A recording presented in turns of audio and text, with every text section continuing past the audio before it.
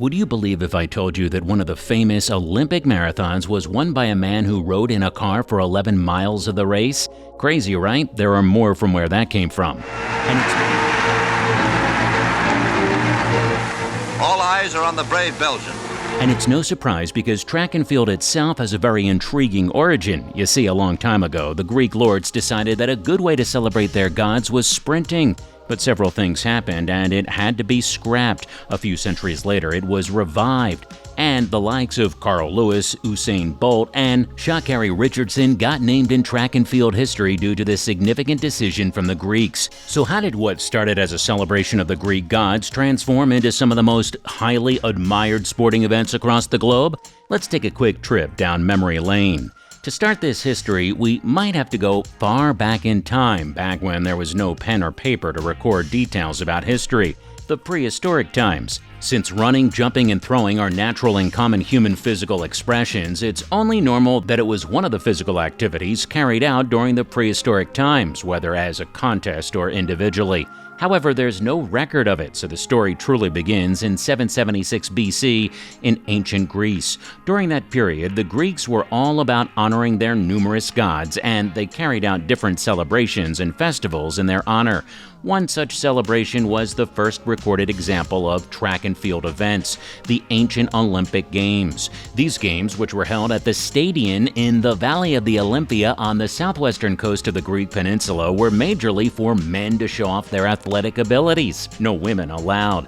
It initially featured only a sprinting race of approximately 200 meters, or the length of the stadium. However, a few years later, in 708 BC, it grew into a game of 5 events known as the Ancient Olympic Pentathlon, which featured the Stadion, a short foot race, a javelin throw, discus throw, long jump, and wrestling. This laid the foundation for the track and field events we have today.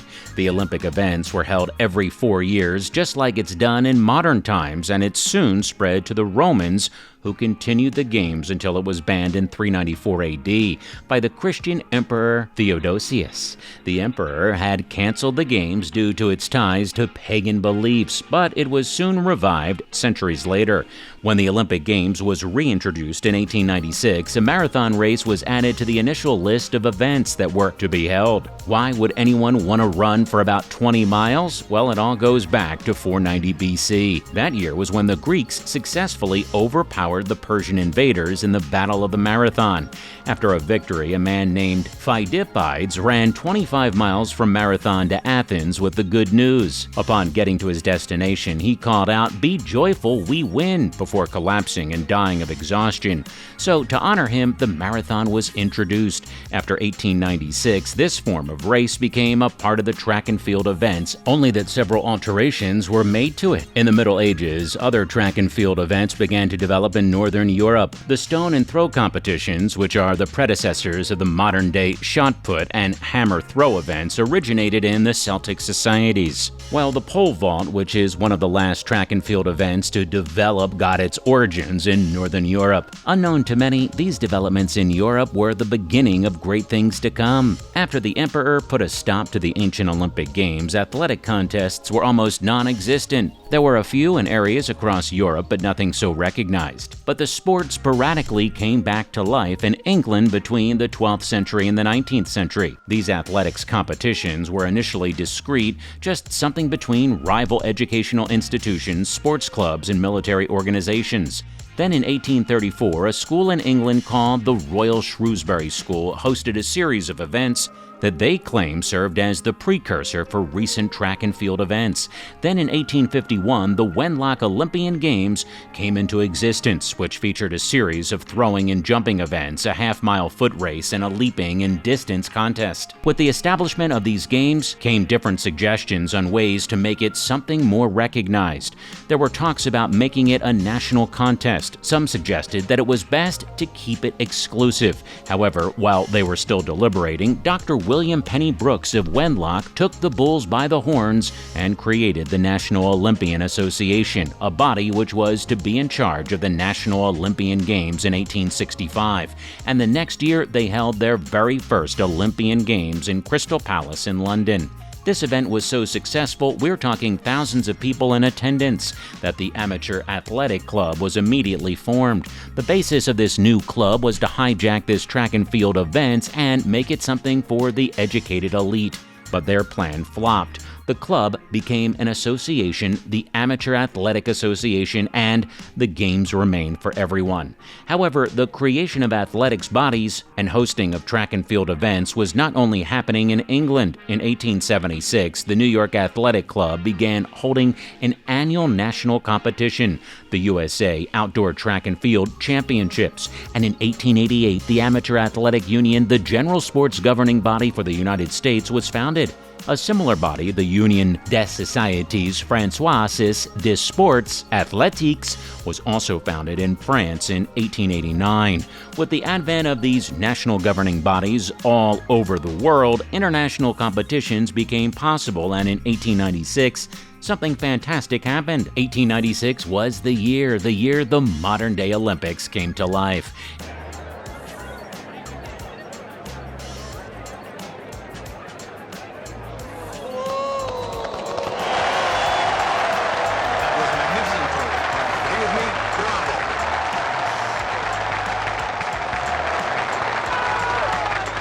It was only right for the first Olympic Games to be held in Athens. The Games featured a series of events, but the most peculiar was the marathon event, which was a 40-kilometer, 24.9-mile run held in honor of the legend of Phidippides, the Greek messenger. To make things more incredible, Spiridon Lewis, a shepherd from a town outside Athens, brought home the win and became the first Olympic marathon champion and a national hero. The reintroduction of the Olympic Games brought a huge buzz to the sporting environments, but they made sure the game was for only amateur sportsmen, those who won't get paid for participating. Several bodies came to life to ensure the smooth running of these games, and in 1900, 4 years later, the second Olympic Games was held. This time around, it was in Paris, and the star of the show wasn't a Greek, but Americans. Alvin "Al" Cranesline had come to the games with a serious goal to squash all his opponents, and that's exactly what he did. Using unorthodox methods, he completely changed the style of hurdle crossing, and this led to his victory in the 60-meter, 110-meter, and 200-meter hurdles. He also brought home the gold medal at the long jump event. With these wins, he set the still-standing record for most individual track and field titles in one game. Al wasn't the only one who brought the shine to America. Indiana's Ray Urai decided that it would take him only one afternoon to win 3 Olympic titles. This man aced the standing long jump, wiped his sweat, squashed the standing high jump, and for a grand finale, he cleared the standing triple jump. The 1904 Games, which was held at St. Louis, was quite peculiar due to how strange the marathon was. You could never guess what happened. So among the participants was a Cuban postman, Felix Carvajal, who hitchhiked to St. Louis after losing his money in a New Orleans crap game. He arrived at the start wearing long pants and street shoes like he wasn't a participant. Imagine everyone's surprise when he got on track at the start line. The race began, and this man stopped mid-race to chat with spectators like he had all the time in the world. Then he resumed the race. On his way, he saw an apple orchard, stopped by for a little snack, and went ahead to finish 4th. It would have been crazier if he emerged as the winner, but the winner did something even crazier. The American Frederick Lours had crossed the finish line first, but it was soon revealed that he had ridden in a car for 11 miles. What made him think no one would find out? Or did he intend for them to find out? However, the person who finished second, Thomas Hicks, also an American, got the gold medal. There was also an incident where one competitor was chased into a cornfield. Things were just chaotic. In London in 1908, Italy's Dorando Petri took a wrong turn and collapsed just as he was about to cross the finish line. He got disqualified because he got help from race officials, but he is forever regarded as one of the most famous non-winners in the history of the Games. Stockholm 1912 saw the prowess of Jim Thorpe, the man considered to be the greatest all-around athlete in history. This man handed everyone their ass at the pentathlon and decathlon competitions at the Games. His performance was so impressive reported that King Gustav V of Sweden told the Americans, "Sir, you're the greatest athlete in the world." In a huge twist of events, he was stripped of his golden medals the next year because the authorities found out that he had received $15 to play minor league baseball, going against the amateur rule of the games. 7 decades later, about 29 years after his death, his titles were reinstated. A little too late, don't you think? World War I occurred in 1916, so no Olympics that year. Then it resumed in 1920. The British were tired of watching the Americans win all the medals, so at Antwerp in 1920, the runners from Great Britain, Albert Hill and Philip Baker, earned the top 2 spots on the medal stand for the men's 1500 meters. Yeah, Americans did their thing in other categories. After the 1920s Games, women were tired of being pushed aside from participating in the Olympic Games, so Alice Milliot went in front of the International Olympic Committee to argue for the inclusion of women at the Games. When they declined, she went ahead to set up the International Women's Sports Federation in 1921. Badass, don't you think? And with the support of other female athletes or sports enthusiasts across Europe and North America, the Women's Sports Federation initiated the Women's Olympiad. To the dismay of the male folks, it was a success, and the event was held for 2 more years before the Women's World Games, which began in 1922, completely took over. In the end, the Olympic Committee had no choice but to yield, and in 1928, 5 athletic events for women were introduced. At Amsterdam in 1928, women showed what they were made of.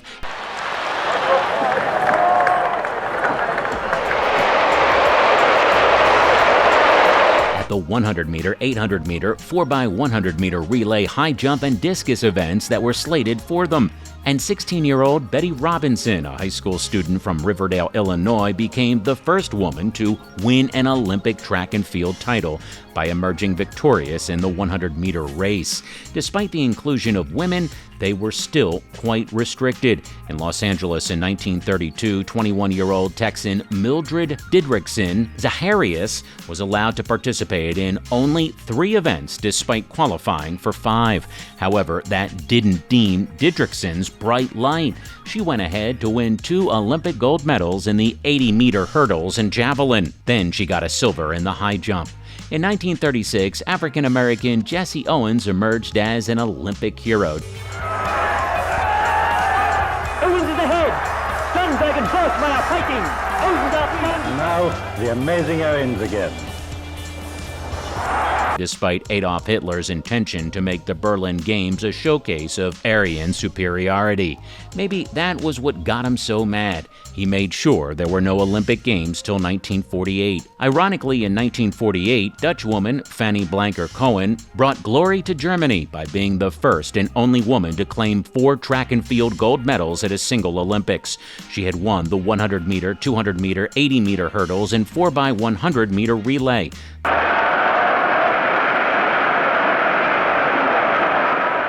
The 1950s featured great athletes like Betty Cuthbert and Emil Zatopek. But let's skip that decade and go to the 1960s when the Games gained more recognition. Several countries from around the globe were now participating, and the TV coverage made it more global, so Rome, 1960, was an even bigger success. In Rome in 1960, the world got to hear the inspiring tale of Wilma Rudolph. The Tennessee native had suffered from polio, scarlet fever, and pneumonia, and was unable to walk until she was 7. But in 1960, she earned the title of the fastest woman in the world by winning gold medals at the 100-meter, 200-meter, and 4x100-meter relay races. Incredible, isn't it?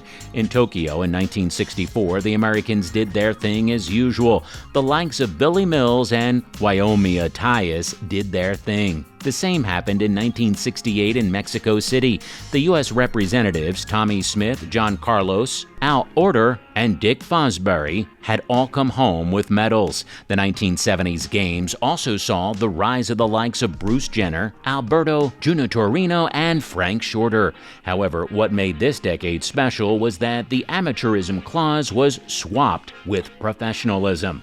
This means paid athletes could participate in the Games without worries. That was the beginning of massive recognition.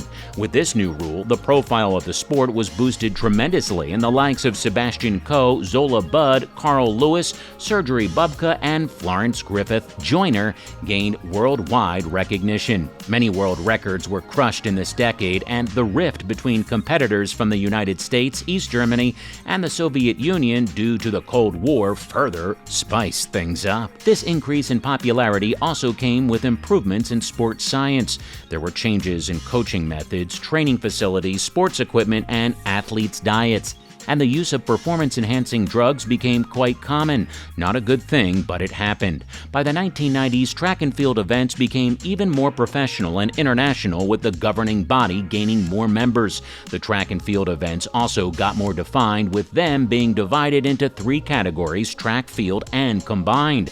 The track featured individual races, relay races, and hurdles. The field events featured jumps, including pole vault and throws. It was the decade Michael Johnson set a world record in the 200-meter. Carl Lewis won his 4th long jump title. Dan O'Brien became recognized, and Russia's Svetlana Masterkova stunned everyone by claiming the gold medals for the 800-meter and 1500-meter races. It was also the decade Derartu Tulu of Ethiopia became the first Black African woman to win an Olympic medal. In 2000 and 2004, athletes like Kathy Freeman, Maurice Green, Justin Gatlin, Hicham El Guraraj, and Michael Johnson stunned the audience with their incredible performance. Mind you, most of them were Americans. In fact, the U.S. earned 25 medals in 2004, the most since the 1992 Barcelona Games. Then in 2008, the great Usain Bolt came into the picture. The Jamaican runner broke 3 world records at the Beijing 2008 Games in the 100-meter, 200-meter, and 4x100-meter relay. It was like he had wings beneath his feet. During the 200-meter race, he had slowed down to celebrate his 100-meter win, and it was assumed that he wouldn't be able to pick up the pace. But you should have seen him go. 2008 was also the year Kenya's Samuel Wanjiru squashed the Olympic record to claim the first gold medal for his country in the marathon. In 2012, Usain Bolt was the name on everyone's lips again as he successfully defended both of his titles. Allyson Felix also stunned by winning 3 Olympic gold medals at the events. Mo Farah of Great Britain also did his thing. In 2016, these 3 names reappeared again. Bolt won more medals that tied him with legends Carl Lewis and Paavo Nurmi for the most career Olympic track and field golds. Allyson Felix became the United States track and field's most successful Olympian in history by winning 7 golds. And Mo Farah successfully defended his 10,000-meter and 5,000-meter crowns.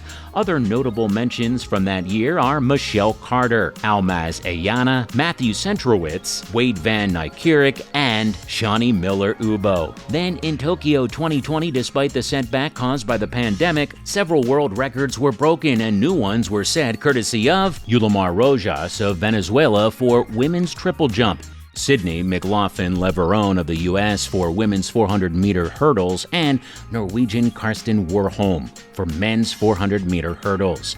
In the men's high jump, Qatar's Mutaz Essa Barsam and Italy's Gianmarco Tambiri made history by sharing a gold medal, and Elaine Thompson-Herah became the first woman to successfully execute a sprint double-double in back-to-back Olympics.